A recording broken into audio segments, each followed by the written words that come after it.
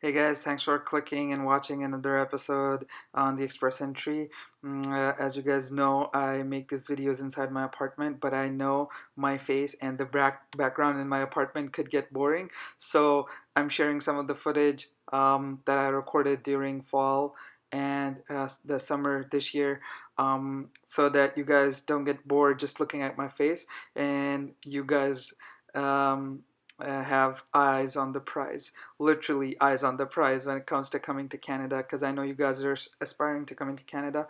So I'll try to share some of the footage of and Toronto and some other places that I visited during fall and summer. Without further ado, let's jump right into the video. Hey guys, welcome to another episode of our ongoing series about Express Entry. Um, as you guys know, we've been discussing Express Entry program and its terminologies and the processes and everything. But in our last episode, I promised you guys that I'll go through the timeline and I'll also explain some of the commonly used terminologies. So these are the two most important things that come to mind when you think about Express Entry. So everybody has this question: how long is it going to take? In this episode, I'm going to try to answer that question: how long is it going to take you to prepare and then to apply for the Express Entry program and to get your permanent residence or your confirmation of permanent residence document, COPR document. So before we jump into that, I just wanted to say that thank you for clicking on this video. So I would really appreciate if you guys could like, comment, and subscribe to our channel. And I wanted to actually give you guys a little bit of side note before starting with the Express Entry profile timeline. I've been using the term Express Entry to essentially talk about a specific program inside Express Entry. So Express Entry is essentially an umbrella program, and there are different programs that come under that. So one of them is Canadian Experience Class. The other one is Federal Skilled Workers, Skilled Trade Program, and then there's another one, PNP, or the Provincial Nominees or Territorial Nominees program. So those are the programs that I'm not discussing as of yet, and I haven't discussed, and I don't think that we'll be discussing those in detail. And there are three reasons for that. So the Canadian Experience Class requires you to have more than 1 year of experience inside Canada. So for this video series, at least for this series and this playlist and this season, we're assuming that the person who's watching this video does not have any Canadian experience. The other one is the skilled trade program. So problem with all of these programs inside Express Entry, other than the federal skilled worker, is that they require specific NOC codes. So NOC code is the National Occupation Classification Code.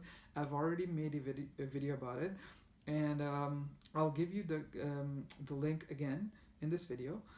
So you guys should know your National Occupation Classification Code before you apply. So because when you create your profile, it's going to ask you specifically which NOC code uh, describes your job description at your experience, because when you're applying for Express Entry, you're supposed to have experience.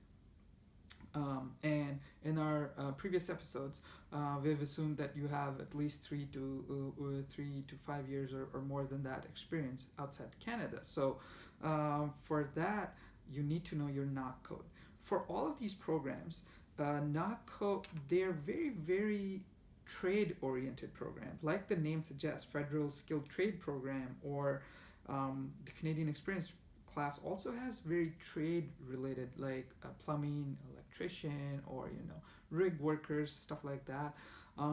So they have their own NOC codes, and every occupation has a NOC code. So they're very, very small number of people who actually have the certification or the experience inside the US, inside Canada, I'm sorry, or the certification or licenses to work in those trade programs. So that is why I'm not discussing any of that. And I know that a lot of folks that watch our videos are from Pakistan, India, and Bangladesh. So most of those are like driven. Actually, they're drawn to the videos that have Urdu or Hindi clickbait kind of thumbnail, and that says federal skilled trade program, and all the plumbers are welcome or something like that, right? Those are just clickbaits, and there is a very small chance that someone who's watching generally is going to get qualified for those programs. So let's just jump back to the video and talk about timeline. Again, we're going to be focusing on Federal Skilled Worker Program. So FSW, Federal Skilled Worker Program inside ExpressEntry. This covers all knock codes. So every single knock code, whether you're a plumber or electrician or a software engineer or a petroleum engineer or mechanical engineer, civil, or doctor, nurses, every single thing. By the way, healthcare is also healthcare requires license. So every nurse, if you're a nurse and applying for ExpressEntry, you need the license when to get a job here. So there are certain professions that require licenses and certifications in order for you to start working. So so all of those are covered under Federal Skilled Worker Program, and that's the one that I applied through, because you guys know that me and Veer, both of us are in IT. Half of our family is in IT, so IT professionals, marketing, sales, every single field that you can think of that comes under Federal Skilled Worker Program. So we're going to be talking about that, and the most amount of visas issued are also through the Federal Skilled Worker Program. So we're not going to be focusing on the provincial programs, at least for this playlist, and we're going to be focusing on FSW. So where to start and what's the timeline? With all of that being said, the timeline actually depends on your abilities and where you stand today. So if you already have 16 years of education or 18 years of education, and your English is okay, then it's gonna take a very small amount of time for you to actually apply and get yourself the confirmation of permanent residence. But that's just a generic comment. I'm going to go through each and every step, and I'll give you guys a little bit of detail. So before applying, the first step is preparing your documents.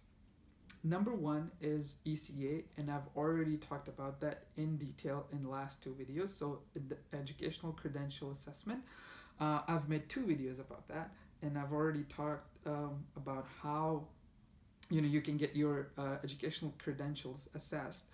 The second one is IELTS. So IELTS is one of the things that really impacts your score, because you cannot go back and change your age, or you cannot go back and change your experience, or even the educational degrees.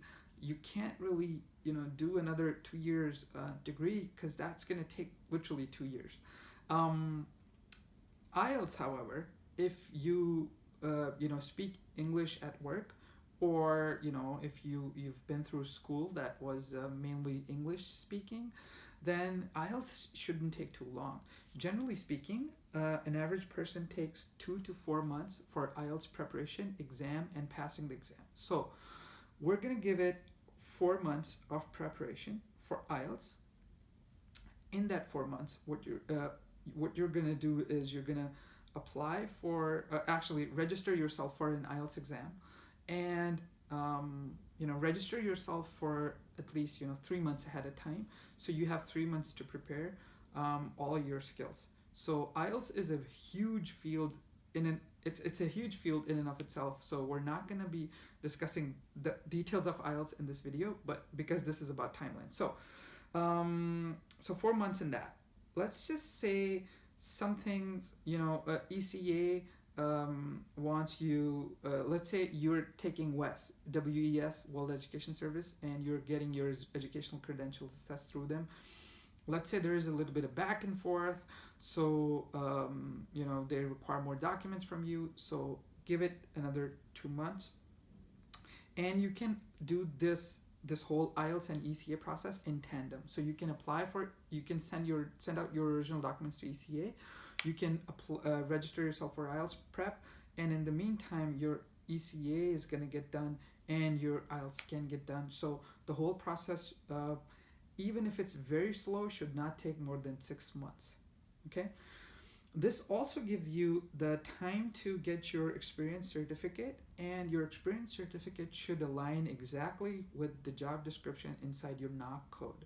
So the NOC code that you entered, the National Occupation Classification code that you entered, should align exactly with your experience certificate. So in the 6 months, grab your experience certificates, grab your PCC, which is Police Clearance Certificate, make sure you have the bank statements, get your Educational Credential Assess, ECA, and get your IELTS. So all of this, you have to prepare before applying, because while you apply, when you create your application, it's going to ask you all of these questions. When did you pass IELTS? What was your IELTS score? And what's your IELTS code? There is a registration number or code that they give you for your IELTS results, right? They're also going to ask you about your Educational Credential Assessment, and so you're going to have to upload your certificate that's going to say that your degree from your home country is equivalent to this Canadian degree, right?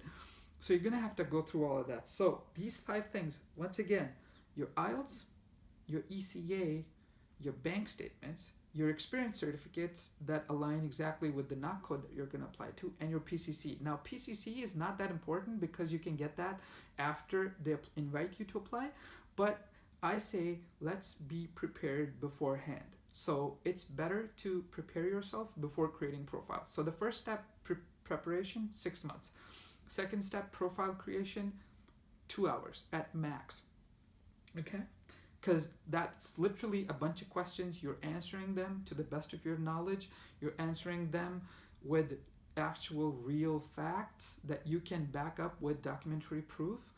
And that's literally going to take 2 hours. Again, I cannot emphasize this more. Please do not enter information that you cannot back up from documentary by using documentary proof. So if you're putting in experience, you should have an experience letter. You should have pay stubs. Okay? That's your creation of profile. Let's say you score really good in CRS, so your total score is really good. It takes anywhere from 2 to 3 weeks, sometimes even less, for the next express entry draw. So let's say you scored 460, right? And the draw comes up and it's at 455. So your application is going to get picked up. So when you create your profile, it sits into an application pool. It's called the pool, express entry pool, or the pool. So your application sits there. That's going to take, let's give it another month, right? Let's say you scored right at the borderline.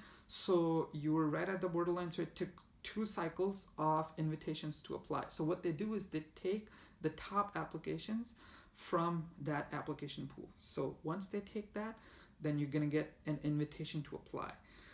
Then you're going to have 90 days to submit all of the documents that you claimed inside your profile, right? You didn't actually submit those documents, you just claimed them when you created your profile. Now you're going to have to submit them. Now you have 90 days to have your funds ready, right? You're going to have to pay the funds, pay the fee, and you have to have your funds as in make sure you have the bank statement, that you have a minimum amount of money that is required. So you should have that. And once you submit all of that, you're going to get a receipt that says that your application has been submitted. After that, they say it takes 6 months. Generally, that's not the case. Generally, it takes less than 6 months. So my case took 2 months because my information was all verifiable. It was all there. Whatever they asked for, I gave them more than that. And I created nice cover letters. And I'll guide you through the process when we go through this video series, that how you can do that as well.